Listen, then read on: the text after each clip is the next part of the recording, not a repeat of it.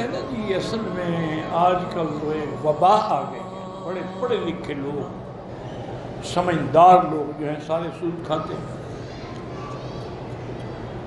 کوئی ایک بینک بھی نہیں ہے آپ کے پاس جو سودی کاروبار نہ کرتا ہو۔ ابھی اللہ پاک نے مسلمانوں کو توفیق دی ہے کہ انہوں نے اسلامی بینک قائم کیے ہیں، لیکن چند ایک ہیں، وہ ساری ملک کی ضرورت تو پوری نہیں کر سکتے۔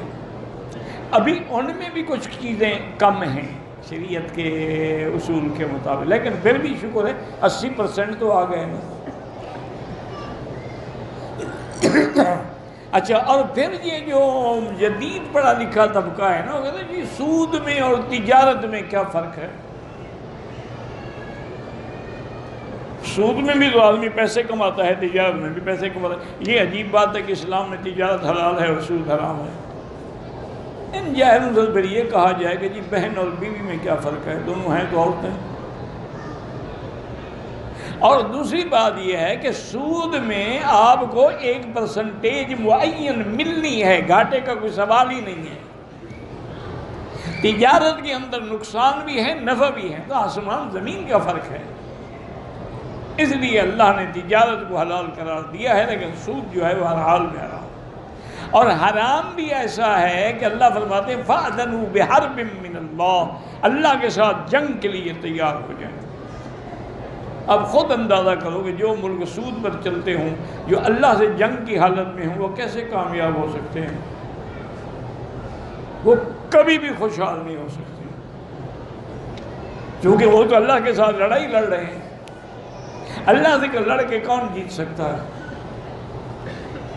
اور اسی طرح یعنی یاد رکھیں کہ اب اللہ کی شان دیکھیں کہ جب سے علماء اسلام کو اللہ جزا دے، اور ہمارے ملک میں سب سے زیادہ کام اس پہ حضرت شیخ تقی عثمانی نے کیا ہے، اللہ ان کو جزائے خیر دے۔ انہوں نے مولویوں کی طرف سے فرض کفایہ ادا کیا، کیونکہ ہمارے اکثر مولویوں کو تو پتہ ہی نہیں ہوتا نا کہ اقتصادی معاملات کیا ہوتے ہیں۔ انہوں نے الحمدللہ اقتصادیات میں بڑا کام کیا، بڑی کتابیں لکھی، بڑے علماء۔ ٹھیک ہے کچھ اعتراض ہیں لوگوں کو، لیکن پھر بھی الحمدللہ تقریباً 80% وہ خالص اسلامی ہے۔ اس کا نتیجہ یہ نکلا ہے کہ اب دنیا کے اندر جو انٹرنیشنل لیول کے بینک ہیں، ان میں سے 25 نے بھی اسلامی برانچیں کھول دی ہیں، کیونکہ انہوں نے دیکھا کہ یار اسلامی طریقے میں تو فائدہ ہی فائدہ ہے، گھاٹا ہے ہی نہیں۔ سود میں تو بینک دیوالیہ ہو جاتے ہیں، اسلامی بینک تو کبھی کوئی دیوالیہ نہیں ہوا۔ تو اس لیے ہمیشہ یاد رکھیں یہ باتیں ہیں۔ کسی نے کہا جی رجم جائز نہیں، کسی نے کہا جی سود